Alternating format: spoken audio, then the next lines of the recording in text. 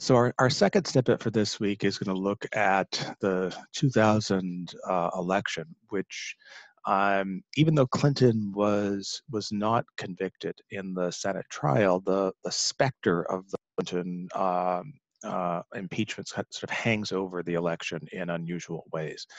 The Republicans nominate the governor of Texas, George W. Bush, son of the former president, but a much more conservative man than his father was. And W also campaigns as a more moral man. He's a born-again Christian. He emphasizes religion a lot in his speeches.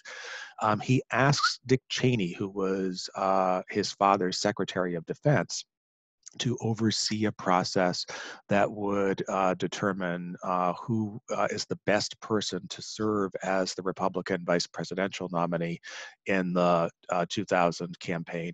And Cheney looks long and hard. He consults all kinds of figures, and he ultimately concludes that he would be the best vice president for Bush, and Bush picks him. Cheney on paper actually wasn't a bad choice, although as we'll see, his performance as vice president was not quite up to what had been his previous standards. And Bush has as his chief political advisor a brilliant and quite ruthless political tactician named Karl Rove. Who positions Bush in 2000 on a platform of compassionate conservatism. The argument is that Bush will be kind of a conservative, but with a heart, and as a bipartisan leader. And it's true that Bush had cooperated with Democrats in Texas. This is just at the end of the era where Democrats were powerful in Texas. But the Democrats in Texas were much, much more conservative than Democrats nationally. And so the fact that Bush had worked with these sort of right-wing Democrats really wasn't going to tell much about his administration as a whole. In the meantime, the Democrats nominate Al Gore, but Gore believes, not entirely without reason, but perhaps overstated, that he needs to distinguish himself from Clinton. Gore had repeatedly said that he believed Clinton, and Clinton had told him privately it had no affair. So Gore feels there's a kind of personal repudiation as well. At the Democratic National Convention in Philadelphia, Gore begins his speech with this rather effusive kiss of his wife, Tipper. So again, the message is that we actually love each other, unlike the Clintons. So if you're disgusted by the Clintons, don't worry, because we're different in this regard. The irony, of course, is that Gore and Tipper will ultimately separate, whereas Bill and Hillary are still together. The Gore chooses as his running mate Joe Lieberman, a fairly conservative Democratic senator from Texas, the first Jewish candidate ever to be a major party presidential or vice presidential nominee. But Lieberman's chief asset in Gore's mind is that he had been the most vociferous critic of Clinton among the Senate Democratic caucus. He did not vote to convict Clinton in the trial, but he had harshly criticized Clinton. Gore's problem is that Clinton remains very popular in polls in terms of his job performance in 2000. So Gore is sort of running a campaign basically saying, I'm not like Clinton personally, but there's a continuity between Clinton and me. And Gore is not, in the end, not a talented enough politician to thread that needle. Gore has one other critical problem, which is that there is an aggressive third-party candidate in the 2000 campaign, Ralph Nader, a longtime consumer advocate who runs as the Green Party nominee. And it's crystal clear from Nader's campaign that his goal is to assist Bush. The Nader argument in 2000 is that there is no functional difference between Bush and Gore, that they're both these kind of conservative technocrats in Nader's mind, but that if he can peel off some left-wing votes, that maybe Bush will win in 2000 and there'll be this kind of left-wing resurgence against Bush in 2004. This is delusional political analysis. But Nader spends most of his campaign focusing on states that are very close between Bush and Gore, where his target seems to be to peel off left-wing votes against Gore. And you can see on this map, the states that are dark green on this map, so basically New England, Minnesota, Colorado, Montana, Oregon, Alaska, and Hawaii, these are states where Nader gets more than 5% of the vote. And 2000 is not all that long ago, but it's a different political era. Minnesota, Oregon, and Colorado are very closely competitive states in 2000, so these are swing states. And then critically, in the light green, New Hampshire and Florida, these are states where Nader gets between 2 and 5% of the vote. These will be the two closest states in the 2000 presidential election. So in both of these states, obviously everyone who votes for Nader was not going to vote for Gore, but there were more potential Gore voters in the Nader pool than than potential Bush voters. Nader ran on anti-corporate, environmentalist-oriented campaign. Gore seems to have, I think, underestimated the Nader threat. And so this disillusion among the left winds up hurting him. Gore initially leads in the campaign. He does very poorly as in the first two of the debates. Bush takes the lead, but just before the election, the Fox station in Portland, Maine, uncovers this old drunk driving arrest by George W. Bush, who admitted that he had problems with alcohol before he says he found God, and that changed things. But Bush had never revealed the arrest, and it created the sense, well, if he didn't reveal this, maybe he's hiding other things as well. Gore starts to come back, and the polling right on election day shows a very, very close election, which ultimately is what occurs. Gore wins all of the states here in blue. Bush wins all of the states that are in red. The election initially is called for Bush, but then late on the evening of election night, the Florida call for Bush is rescinded after late votes come in from Central Florida that actually show the race too close to call. And so, for the first and only time in American history of a president who conceded, presidential candidate who conceded, Gore calls Bush to concede, and then an hour later calls back Bush to rescind the concession, and the issue in Florida becomes a recount. It is almost certain that if there had been a fully efficient, I don't want to use the word fair, fully efficient election in Florida, Gore would have won. But there are some issues that are beyond the scope of any recount. In far southern Florida, a fairly significant number of Haitian American voters, and Haitian Americans are a reliably Democratic bloc, had been removed from the voting rolls by the elected Secretary of State of Florida. This is someone we will encounter again. They go to the polls, they think they're on registered to vote, and it turns out they're not. And so that knocked Gore's vote off.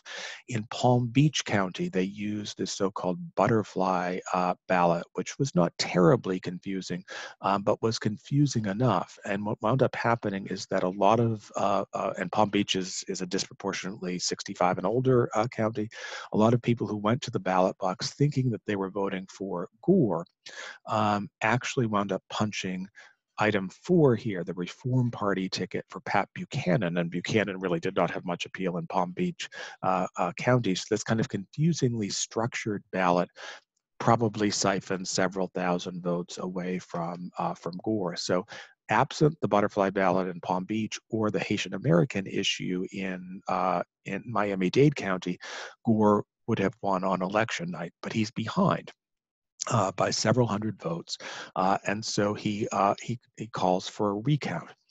The recount is going to be coordinated by the Secretary of State, Katherine Harris. This woman, Harris, however, is a very conservative and extremely partisan Republican who was the Bush campaign co-chair in Florida and who makes a series of decisions in favor of Bush, is widely mocked by, on late night TV, especially the David Letterman show, has a field day with her. but seems to take this mockery as a sign that she is doing the right thing. This is a clip from an HBO film about the recount called Recount, which came out a few years ago. Laura Linney plays Harris, and this is a scene. This is only a very loosely dramatized scene of Harris's kind of unusual take on the events. Don't you worry, Mac.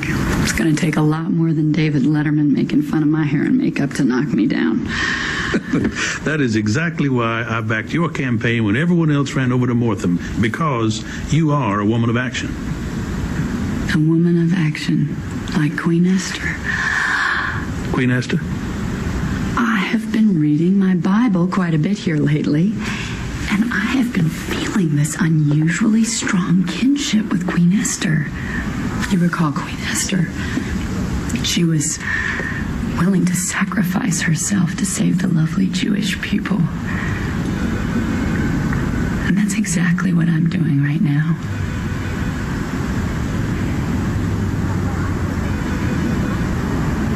And if I perish, I perish. So you have this ultra partisan figure overseeing the recount. Both presidential candidates turn to leading figures, statesmen in their party, to oversee the party's response. The Republicans, Jim Baker, former Secretary of State, political advisor to H.W. Bush. The Democrats, Warren Christopher, former Secretary of State, political advisor to Bill Clinton.